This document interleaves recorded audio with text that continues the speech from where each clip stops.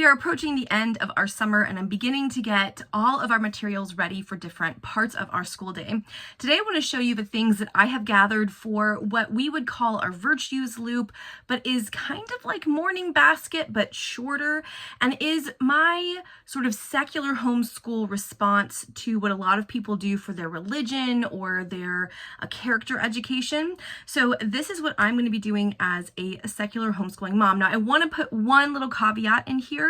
We are personally religious, we are Christians, and you will see I'm going to show you the Bible that we are using if that is something that you would like. That is something that, as someone who has a degree in religion, who can read Greek, for example, this is a children's picture book that I like. But everything else is secular, so just know that that is in here. But I was raised secular and I like using secular curriculum. I prefer it because I want to be the one teaching theology, not my curriculum. I also disagree with all of the theology that is taught in every Christian curriculum I found. So if that's useful to you, just so you know, there will be that one piece of sectarian material. Everything else is totally secular. If you're new, hi, my name is Brecky. I'm mom of 4. My oldest 2 are both in high school and have been publicly schooled their entire way, but my youngest 2 are twin girls. They are 5.5 and are rising first graders. Our first year of homeschool was last year for kindergarten, which we sort of fell into sideways. It wasn't our intention to homeschool at first, but now we've loved it and we are doing first grade as homeschoolers, and we are doing and approaching homeschool from a secular lens. I want to show you the materials that I have gathered for our morning virtues loop. And morning virtues really for me covers things like character building and manners, that sort of how we interact with others, social, emotional education, how we are learning to manage our feelings and make choices. That is age appropriate to 5.5-year-olds, right? It's also going to be something fun to kind of get us started. And finally, a short little inspiring biography of a leader, preferably a woman or a minority leader, to show us the breadth of the ways in which you can go on to be an incredible person. So I'm going to show you this. It's, like I said, our virtues loop. So the idea of this is that we are going to be working through these different pieces that are going to teach us about how to be our best self, right? You're going to inspire us to be our best self and help us with our inner management. So let me show you some of the items I've collected for our virtues loop this year. So the first set is a collection of cards that I got secondhand. Almost all of these, I think all of this, except for the Bible, it was purchased secondhand. So these are mindful kids. These are mindfulness cards, and these cards come with 5 different sort of themes. Start your day, find calm, focus, open your heart, and rest and relax. And they are just different like little activities, or this is the little booklet that comes with it. So it has this little booklet. It kind of folds out and tells you how to use it. And then the cards have, for example, here's this, isn't this so pretty? I think I'm going to put this on display and have like one a week or one for a couple of weeks that we practice. This is the folding flower, grow peace in your heart. And so then on the back side, it has this whole activity that you can use. So you take mindful breaths, you imagine a flower, and then you think about the flower as you're in the sun. It gives you a practice. So what I think I'm going to do is go through and curate. So here's a different one. This is mindful mood. Notice how you feel each morning, and then you kind of work on it. I think I'm going to go through and curate 4 or 5, maybe one of each, to practice throughout each term. And we'll practice a different technique once a week throughout the term until we have these as tools in our toolbox. One of my daughters is really struggling with sort of emotional regulation when she gets upset. I mean, she's 5, right? Like that's very, very age appropriate. But the more tools we can give for, okay, we're going to do, bear breathing, or we're going to do candle breathing. These are some things that we used last year, and to practice them would be really helpful. So I picked these up. I think they were like $2.50, so they were a great deal. And I'm excited to use these as a part of our virtues loop each. Probably read through it at least once a week, and then maybe do the same card for 2, maybe 3 weeks in a row. But we'll see about that. But we'll practice our mindfulness activities each term. Then I want to show you another set of cards. So I've got 2 more sets of cards, and they're both by this Ebu company. I saw these from, I think it's our eclectic homeschool shelf, or secular and free homeschool. It's one of the homeschool families where the mom doesn't show her face, and she's a second generation homeschool mom. And I am so sorry that I cannot remember what your channel name is, but these are great. I was looking at trying to find a secular manners program because most of them are very Christian, and I struggle with a lot of the Christian emphasis on things like obedience because I actually think that that's a problem. Anyways, but these are so cute. Look at these. So you have a little character and it asks a question. When you hurt someone's feelings, what do you say? And then you and your children can talk about it. And on the back it says, I'm sorry. And so what I'd like to do is to pick two of these because I have twins, and we read two each morning, and we talk about what you do. So this one says, if you're walking with someone and you come to a door, what do you do and what do you say? And we can talk about it. And then it says, you stop, open the door, and say after you.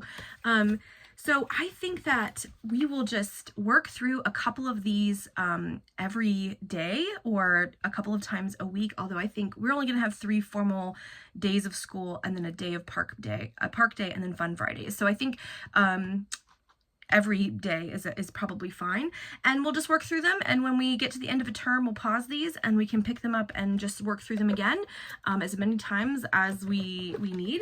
But I think this will be a great way to help us practice our manners and start thinking about manners in terms of our actions. So I'm excited about these.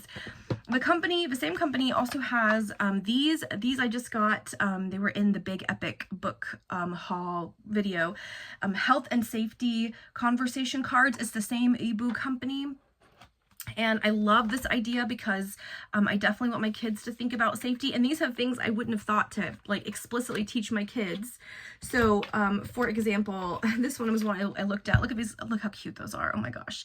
If you are carrying something that is sharp, okay, you ask them what you do, and then you say, don't run with anything sharp. So then we can talk about how that's safety. And just like with the manners cards, I'll pull 2, one for each girl. We'll read the safety question and we'll talk about it.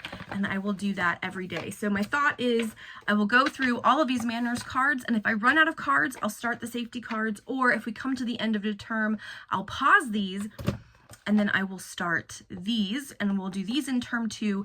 And then in term 3, this company has a set of character cards, and I'd love to do those and do those for term 3, and then just kind of cycle through these again the next year and basically do a couple of cycles of these. And then by that point, they will be like 7, and I think we could get into things like how to train your alien kind of material. So got those cards. Okay, next we're going to look at some books. Now, I showed you guys this one in the Epic Book Haul video, but this is just something silly, something fun. I like when we come to sit down together that we do something a little bit funny, do something a little bit playful. I want to get a joke book, and I'm looking for other little things like this. If you have recommendations, let me know. But this is a would you rather, and you know, they're very silly. They're very, I mean, this one especially is very silly, but we had a summer camp one that was fun. But it's like, would you rather finger paint with sticky melted Jolly Ranchers or sculpt a statue with stale buttery popcorn, right? How silly is that? But that's a funny kind of silly thing to get the kids talking and chatting and creatively thinking at the table. So I like to have that, and we might use that once or twice a week, maybe not every day. So I'm looking for some more things like this if you have any suggestions. Then we will move into some of our kind of biographies. I like big collections. So second term, we're going to do heroines of the American Revolution, America's founding mothers. And so the plan is that we'll read this once a week.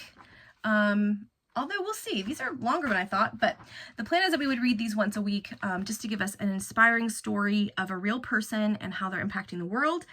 So I have a couple collections of inspiring women. This coming fall, we are going to do notable Native people, 50 Indigenous leaders, dreamers, and change makers from past and present.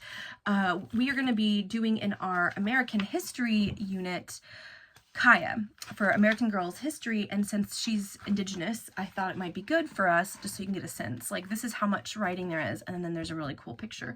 I thought it would be good for us to read about Indigenous leaders, and not just historical Indigenous leaders like Sacagawea, right?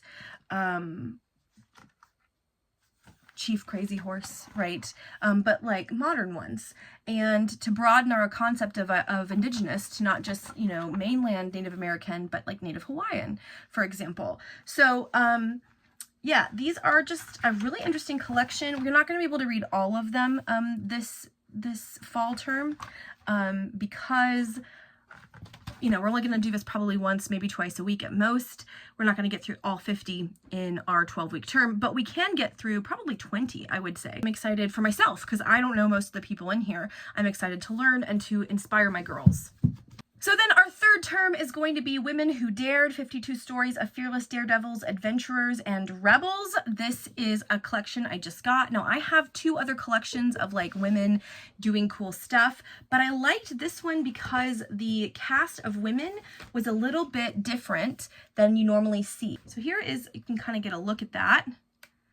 We see a lot of the same kinds of women like Amelia Earhart and Marie Curie and Malala, and, you know, and they're wonderful. Those women are great, but I already have at least 2 books with those women in them. So I like that these are more unusual women that we haven't actually, you know, encountered before. So we're going to read through, like I said, 1 to 2 times a week. We are on a loop where we do either our inspiring person read or our Bible read. This is the Bible that we are currently using. We have a couple of others because I have a degree in religion, as does my husband, so we are quite picky.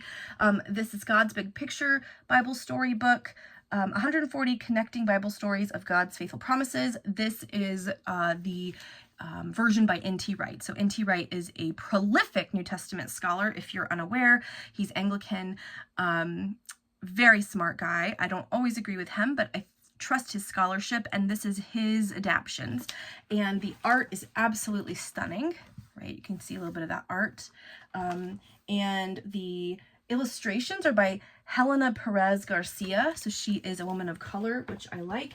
And one of the things I like, I want to show you, is that Jesus is a man of color in here. And that's very important to me because Jesus was historically a man of color. Like, if you are simply looking at him as a historical figure, he was a man of color. He would have been a Palestinian Jew, and that would have made him brown. Okay. Another thing I like about this, if you're thinking of using it, is each story has where it's connected to other parts of the Bible. There are Psalms in here, not all of them, but a few of them are sprinkled throughout. But I just think the artwork is just so beautiful, and I really like the fact that he includes so many of the Hebrew Bible stories that are often overlooked in children's Bibles. I will say this has very gendered language, like God is always he, is always masculine, which I find rather problematic. The Holy Spirit's often used in masculine terms, which is not a very good translation of the actual Greek, but overall, those are my 2 big quibbles. I have been really pleased with how this translation has gone. We have about 20% of this left until we've worked through the whole thing, and we will either start all over again and just keep, you know, reading 1 Bible story a day and kind of work through that, or, you know, 1 Bible story when it's that time in the loop, or we might switch over and do something else that I'm still determining. I've got Little Pilgrim's Progress we might read a selection of. I've got to see. But we are going to start the year finishing the New Testament for this. So that's a part of our virtue loop. The last piece of our virtue loop is I am going to sprinkle in some picture books that are going to be talking about manners and choices and things like that. So in addition to our, you know, our little card sets, I do want to have some narrative options where it's not just them thinking about specific scenarios, but some narrative options as well. And so one I got at a thrift store was Manners at the Table. So, you know, it's a picture book. And so I'm gonna plan, you know, a couple times a term to bust this out and go to the library and get more manners books, because we have a great library, or find, you know, affordable ones that we can have in our collection, and just on Fun Friday read 1, or instead of our cards one day read 1. Just kind of sprinkle them in for a more narrative approach to a manner. Maybe it's relevant to something we're working on. So that is something we're going to do. And then we are also going to work through What Should Danny Do, which is like a choose your own adventure. My sister-in-law gave this to me. We didn't purchase it.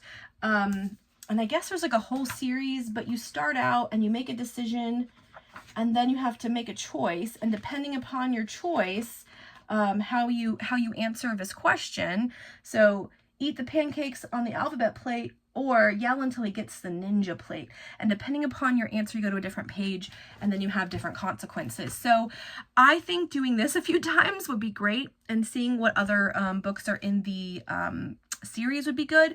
But I like that this is a narrative way of seeing consequences for actions. And I think for my 5-year-olds, they'll be turning 6 in September. This is exactly up their alley, and will be a nice change from the more open-ended card discussions. So that is our virtues loop. It's not exactly a morning basket. I know morning baskets have like whatever a theme is, and maybe picture books that you're reading or other things.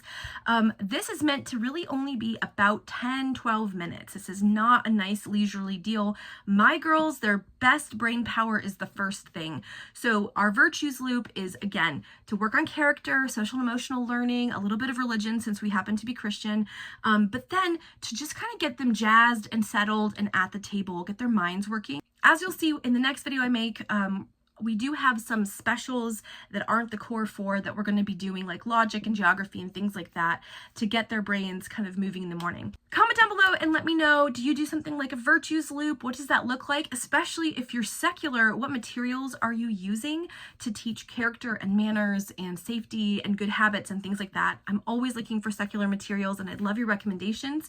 If you have any funny little books like joke books or the would you rather kinds of things that you think would be good for 5.5 going on 6-year-olds, I'd love to know.